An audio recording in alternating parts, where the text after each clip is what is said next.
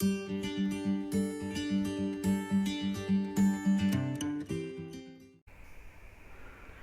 Everyone, lifeline academy में आपका स्वागत है। आज के इस वीडियो लेक्चर में हम कक्षा 12 के रसायन विज्ञान के पहले चैप्टर ठोस अवस्था का अध्ययन करेंगे। इस चैप्टर के ये हमारा 7वां वीडियो लेक्चर होगा। हमारा संपूर्ण वीडियो एनसीईआरटी पाठ्यक्रम पर आधारित है। इस वीडियो में हम एकक कोष्ठक संबंधी गणनाएं और इससे रिलेटेड टॉपिक्स का अध्ययन करेंगे। जो एकक कोष्ठक होती है उसकी गणनाएं कैसे करते हैं। तो पहली हेडिंग देखिए, एकक कोष्ठक गणनाओं के लिए इन जनरल में डेरिवेशन आता है। अगर इंटर की बात किया जाए तो वैसे कंपटीशन लेवल में भी आते हैं। माना एकक कोष्ठक की कोर की लंबाई ए है। एकक कोष्ठक याद कीजिए, जैसे ऐसे हमने एक घन सा बना दिया, यही हमारी क्या हो गई, एकक कोष्ठक हो गई। तो इसके कोर की लंबाई, कोर बोले तो जैसे कोई भी आपका रूम है, रूम में जो कॉर्नर की ओर की ऊंचाई होती है वही क्या कहलाता है, कोर। या यूँ कहा जाए दो फलकों का परिच्छेद स्थान, मतलब दो फलक जहाँ मिलते हैं, दो दीवार जहाँ मिलते हैं, वही क्या कहलाता है, कोर कहलाता है। तो कोर की लंबाई क्या माना है, ए। अगर कहा जाए आपके एक कमरे में कितने कोर होते हैं तो क्या आप काउंट कर सकते हैं। आपके कमरे में टोटल कोर होते हैं 12। कैसे, देखिए, जैसे सपोज कीजिए ये एक सेकेंड, इसको हम पूरा हटा देते हैं, फिर से करते हैं। ये मान लीजिए हम रूम बना रहे हैं। रूम में हम जितनी लाइन खींचेंगे वही हमारा क्या होगा, कोर, क्योंकि ये सभी परिच्छेद स्थान है। तो एक ये हो गया, 2 3 4 5 6 7 8 9 10 11 और एक 12। उम्मीद है क्लियर हुआ होगा कि जितने भी कॉर्नर होते हैं, कॉर्नर की ओर जो रेखाएं जाती हैं या दो फलक, दो दीवारों को मिलाने वाली जो रेखाएं होती हैं वही क्या कहलाती हैं, कोर। और पदार्थ का घनत्व क्या माना हमने, डी मान लिया। मोलर द्रव्यमान क्या माना, कैपिटल एम। तो एकक कोष्ठक का आयतन क्या हो जाएगा, ए क्यूब। बेशक लंबाई गुणे चौड़ाई गुणे ऊंचाई और सभी ए है तो क्या हो जाएगा, ए क्यूब हो जाएगा। एकक कोष्ठक द्रव्यमान बराबर एकक कोष्ठक परमाणुओं की संख्या बटे एक परमाणु का द्रव्यमान। भाई कोई भी पदार्थ होगा उसका टोटल द्रव्यमान अगर निकालना होगा तो जितने परमाणु हैं और एक परमाणु के द्रव्यमान से गुणा कर दिया जाए, बिल्कुल वही आ जाएगा। तो जेड इंटू एम, एकक कोष्ठक परमाणु की संख्या को मान लिया हमने जेड और एक परमाणु का द्रव्यमान मान लिया स्मॉल एम। यहाँ देखिए हमने आगे मेंशन भी कर दिया, जहाँ जेड एकक कोष्ठक परमाणु की संख्या है और एम क्या है, परमाणु का द्रव्यमान।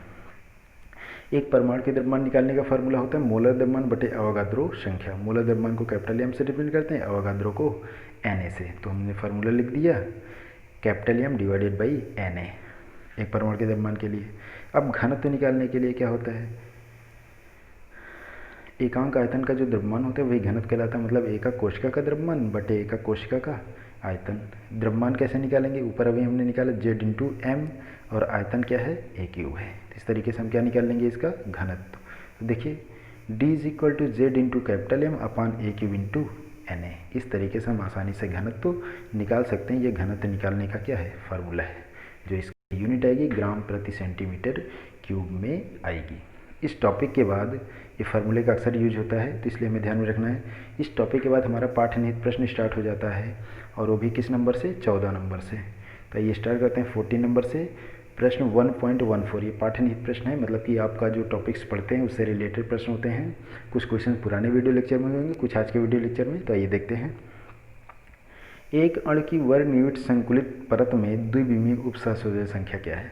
याद कीजिए, उपसंयोजन संख्या हम अपने पुराने वीडियो लेक्चर में जब बात किए थे, तो मतलब कि जो परमाणु है तो होते हैं, या जो अवयवी कण होते हैं, या जो गोले होते हैं, अधिकतम जितने गोलों से जुड़े हुए होते हैं वही उसकी क्या कहलाती है, उपसंयोजन संख्या है।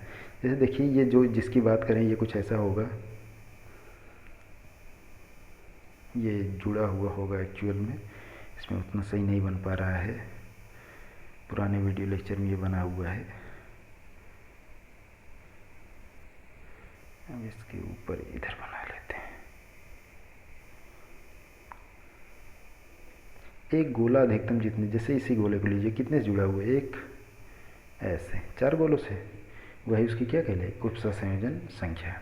तो देखिए वर्गनिविट संकुलित परमाणु में अधिकतम 4 परमाणु की संख्या में रहता है, इसीलिए उपसंयोजन संख्या कितनी होती है, 4 होती है। क्लियर, पुराने वीडियो लेक्चर में इसके बारे में डिटेल में हमने पढ़ा है थ्योरी में।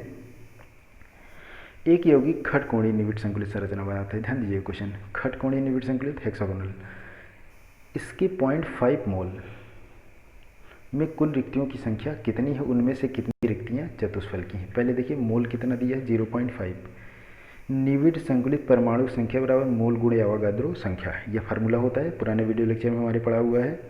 तो आइए निकाल लेते हैं। 0.5 मल्टीप्लाइड बाई 6.022, ये अवोगाद्रो संख्या की वैल्यू है 6.022 इंटू 10⁻23। तो हम जब मल्टीप्लाई करेंगे तो क्या आ जाएगा 3.011 इंटू 10⁻23, ये निविड संकुलित परमाणुओं की संख्या है। फिर अष्टफल की रिक्तियों की संख्या जो होती है वो निविड संकुलित परमाणु की संख्या के बराबर होती है। निविड संकुलित परमाणु संख्या मान लीजिए क्या, मान लीजिए n की क्या होती है, बराबर होती है। तो n इक्वल टू कितना है 3.011 इंटू 10⁻23। तो जो अष्टफल की रिक्तियों की संख्या होती है वो n के बराबर होती है, इसीलिए इसका भी वैल्यू क्या आ गया है 3.011 इंटू 10�3। और जो चतुष्फल की रिक्तियों की संख्या होती है वो 2n के बराबर होती है। किसके बराबर होती है 2n के। तो 2 इंटू 3.011 इंटू 10⁻23 अगर मल्टीप्लाई कर देंगे 6.022 इंटू 10⁻23।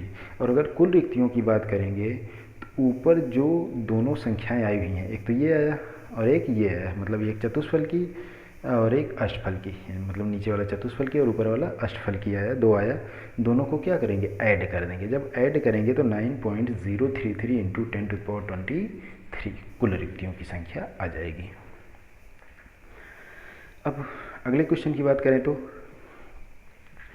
प्रश्न 1.16, एक यौगिक दो तत्वों यम और यन से मिलकर बना है। एक यौगिक है जो दो तत्वों यम और यन से मिलकर बना है। यन CCP संरचना बनाता है और यम के परमाणु चतुष्फल की रिक्तियों को 1/3 भाग को अध्यासित करते हैं। यौगिक का सूत्र क्या है, आइए ध्यान देते हैं, क्वेश्चन समझते हैं। CCP तत्व यन से मिलकर बना है, ये तो दिया हुआ है। चतुष्फल की रिक्तियों की संख्या अष्टफल की दुगनी होती है, अर्थात 2n, अभी ऊपर भी हमने देखा। तो जो चतुष्फल की रिक्तियाँ होती हैं अष्टफल का क्या होती है, दुगनी होती है। प्रश्नानुसार क्वेश्चन का आंसर क्या है, यम परमाणु चतुष्फल की रिक्तियों का 1/3 है, तो कितना है 1/3 है। इसलिए यम परमाणु की संख्या n परमाणु से कितना हो जाएगा 2, दोगुना है ना, 2 इंटू 1/3 या 2/3 हो जाएगी। अर्थात अनुपात क्या हो जाएगा, यम अनुपात n बराबर 2:3। अब यम परमाणु की संख्या इससे अगर देखें तो यम परमाणु की संख्या कितनी आ रही है 2 और यन परमाणु संख्या कितनी आ रही है 3। सूत्र क्या हो जाएगा M2N3। निम्नलिखित में से किस जालक में उच्चतम संकुलन क्षमता है, सरल घनी, अंतःकेंद्रित घन, खटकोणीय निविड संकुलित जालक। तो सबके लिए हमने डेटा लिख दिया है। सरल घनी का होता है 52.4%, अंतःकेंद्रित 68%, खटकोणीय निविड संकुलित 74%। तो ये जो डेटा है, डेटा को ही देखने से हमें पता चल रहा है, अर्थात खटकोणीय निविड संकुलित जालक की संकुलन क्षमता सर्वाधिक कितनी होती है 74% होती है। अभी जो फार्मूला दिया, फार्मूले का देखते हैं। अभी तक जो क्वेश्चन थे सारे पुराने वीडियो लेक्चर के थे, अब उसका सारा डिस्कस जो थ्योरी वाला हुआ है पुराने वीडियो लेक्चर में हुआ है। एक तत्व का मोलर द्रव्यमान दिया हुआ है 2.7 इंटू 10⁻⁻2 किलोग्राम प्रति मोल और यह 405 पिकोमीटर लंबाई की भुजा वाली घनीय एकक कोष्ठिका बना रहा है। इसकी भुजा की लंबाई दिया हुआ है, बोले तो कोर की लंबाई दिया हुआ है।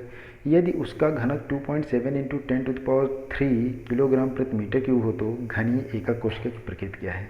तो ये कैपिटल M की वैल्यू दिया हुआ है 2.7 इंटू 10⁻² किलोग्राम पर मोल।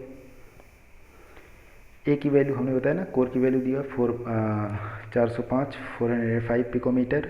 इसको मीटर में कन्वर्ट 10⁻12, अगर डेसिमल को हम इधर लेकर जाएंगे 10�10 मीटर हो जाएगा। डी की वैल्यू दे रखा है 2.7 इंटू 10⁻3। एन अवोगाद्रो संख्या हमें पता है 6.022 इंटू 10⁻23। जेड की वैल्यू अगर हम काउंट कर लें, जेड मतलब नंबर ऑफ परमाणु, number of atoms, number of molecules, तो हम आसानी से फाइंड आउट कर लेंगे कि जो दिया गया यौगिक है वो किस प्रकार का है। तो फार्मूला हमने हमारे पास है D is equal to Z into M into D is equal to Z into M upon A cube into N A. Value सबका पहले पक्षांतर कर लिया, तो जेड इसको इधर रखेंगे, बाकी सारे इधर चले जाएंगे, ये डिवाइड में आ जाएगा नीचे की ओर। तो क्या हो जाएगा D into A cube into N A upon capital M.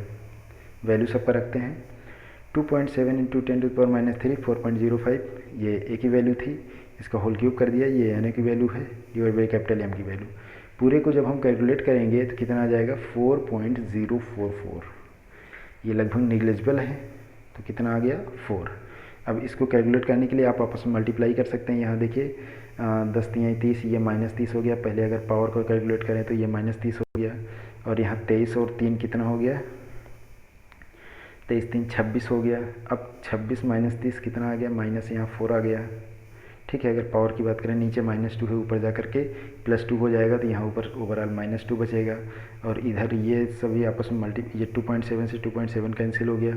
अब ये इसको आराम से 4.05 और 6.022 को मल्टीप्लाई कर लें, इंटू 10⁻², आया ही रहेगा, उसको कर लेंगे तो आराम से कैलकुलेट करेंगे तो 4.044 आ जाएगा। तो अब इसको लगभग हम कितना मान सकते हैं, 4 मान सकते हैं, क्योंकि वो 0.044 निग्लिजिबल है। और किस एकक कोशिका में अवयवी कणों की संख्या या यूँ कहा जाए परमाणु की संख्या 4 होती है, तो आज आप याद कीजिए FCC फलक केंद्रित। तो एकक कोशिका में परमाणु संख्या कितनी है, 4 है। हम जानते हैं कि फलक केंद्रित क्रिस्टल जालक में अवयवी कणों की संख्या 4 होती है। तो जो दिया गया ठोस है वो किस प्रकार का होगा, बेशक FCC ठोस होगा, क्योंकि अवयवी कणों की संख्या कितनी है, 4 है।